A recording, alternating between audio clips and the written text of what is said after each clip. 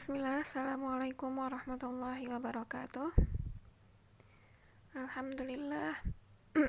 Alhamdulillahi hamdan katsiran thayyiban mubarakan fi kama yuhibbu rabbuna wa yarda. Asyhadu an la ilaha illallah wa asyhadu anna Muhammadan abduhu wa rasuluh la nabiyya ba'da amma ba'd.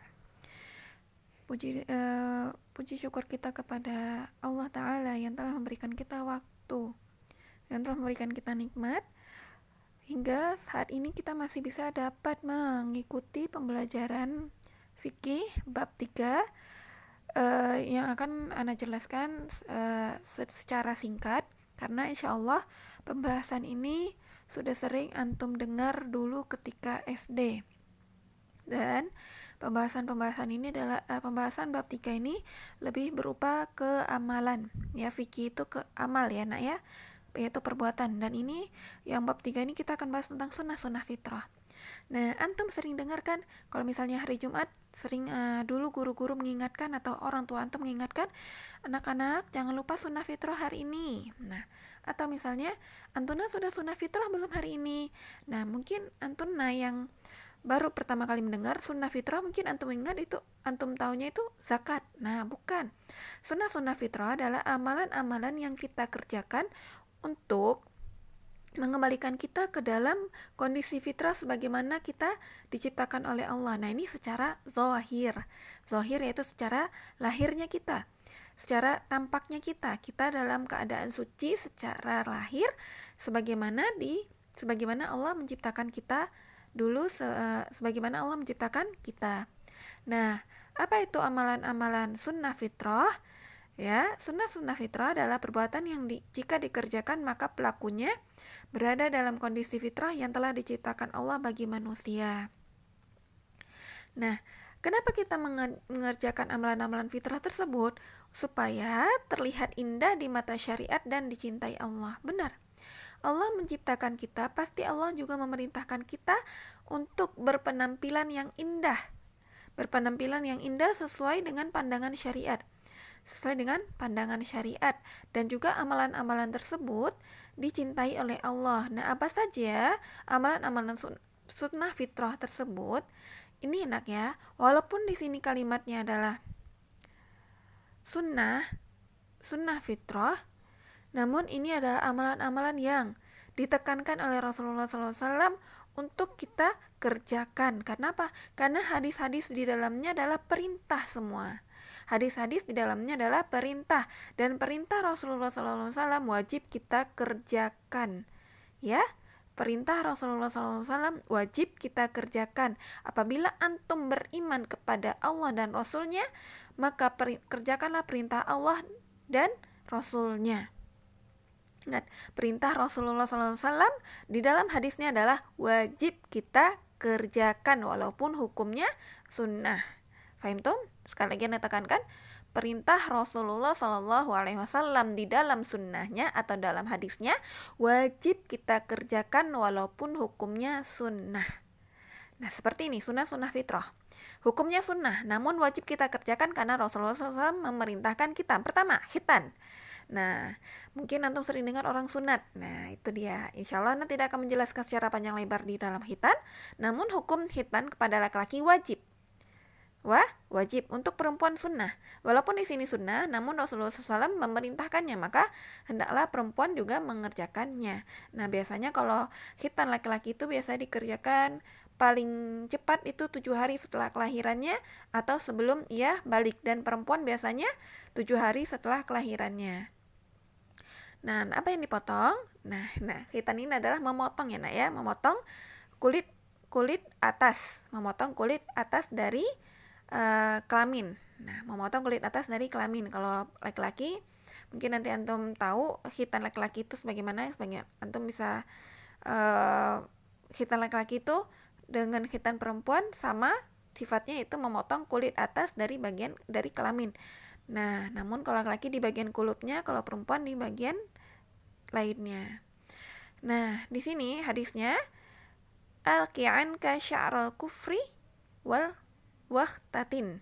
Potonglah rambut model atau potonglah model rambut yang menjadi ciri khas kekufuran dan berkhitanlah.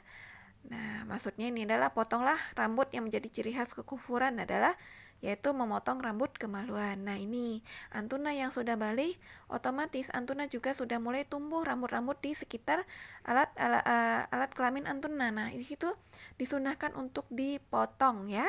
Dipotong atau dicukur, bukan dicabut ya. Nah, berikutnya bersiwak. Nah, ini nih, siwak ini juga diperintahkan oleh Rasulullah SAW dan kita sebagai umatnya wajib mengerjakannya.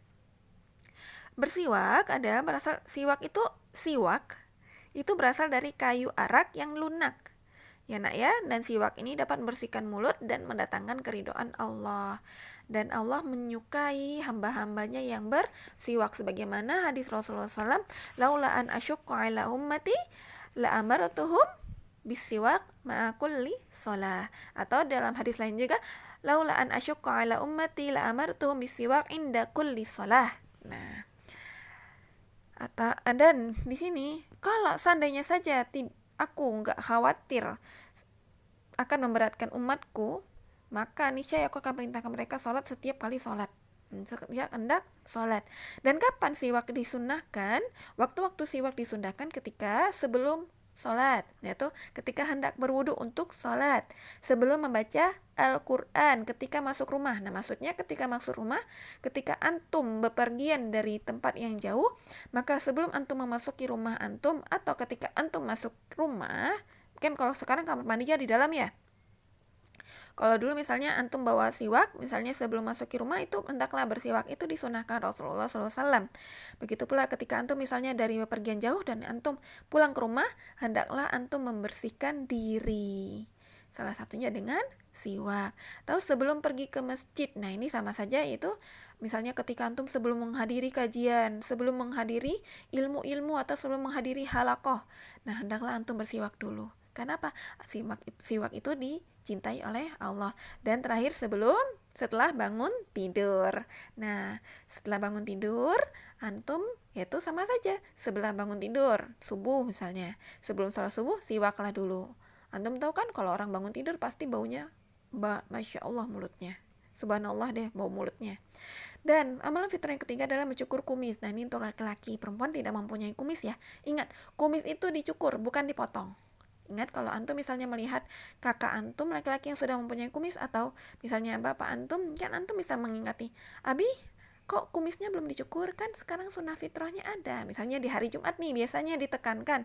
Kapan sunnah fitrah ditekankan? Biasanya di hari Jumat. Khamsu minal fitrah, 5 hal fitrah. Yaitu salah satunya mencukur kumis. Dan ini biasa dikerjakan di hari Jumat atau paling lambat itu 40 hari. Bolehnya tuh jaraknya tuh cuma 40 hari, atau bisa dikatakan sebulan sekali, itu minimal. Tahu misalnya disunahkan lagi setiap Jumat.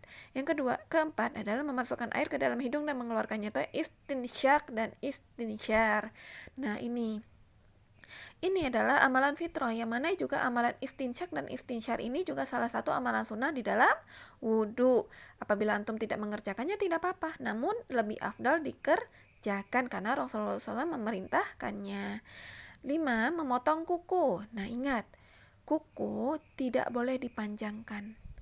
Kenapa? Kalau antum memanjangkan kuku, maka antum menyalahi Rasulullah SAW, karena Rasulullah memerintahkan umatnya yang beriman kepadanya untuk memotong kukunya.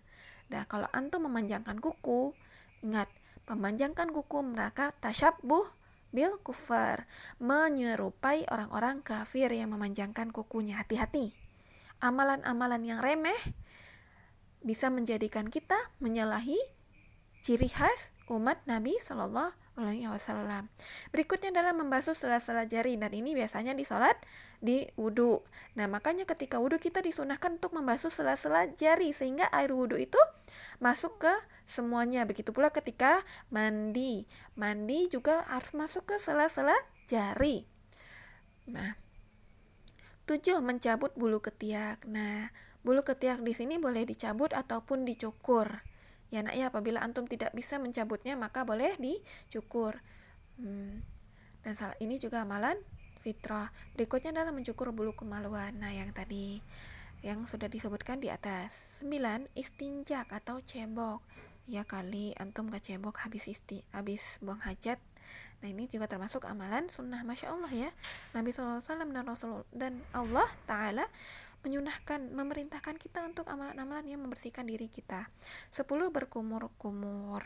Nah ini di sini asyru minal fitrati qassus syarib wa'fa'ul lihyah wastiwaku wastinsyakul ma'i wa qassul atfari wa ghaslul barajim wa natful ibti wa halqul 'anah wa intiqasul ma'i. Qala Mus'ab wa nasitul 'ashirah illa an nakuna matmadah. Nah di sini ada hadisnya tentang 10 fitrah, dan ada lagi sebagian yang mengatakan hadis yang mengatakan 5. Dan mencukur kumis merupakan kewajiban bagi setiap muslim laki-laki. 11 memelihara jenggot. Nah ingatlah, janganlah kalian menyerupai orang-orang musyrik, panjangkanlah jenggot dan cukurlah kumis. Jadi ciri khas orang-orang musyrik adalah mereka malah kebalikannya, mereka memanjangkan kumis dan mencukur jenggot. Ada ataupun kebiasaan orang-orang Yahudi yaitu malah memanjangkan keduanya, memanjangkan kumis dan memanjangkan jenggot. Dan ciri khas dari umat Nabi Muhammad SAW memanjangkan jenggot dan mencukur kumis. Barakallahu fikum. Assalamualaikum warahmatullahi wabarakatuh.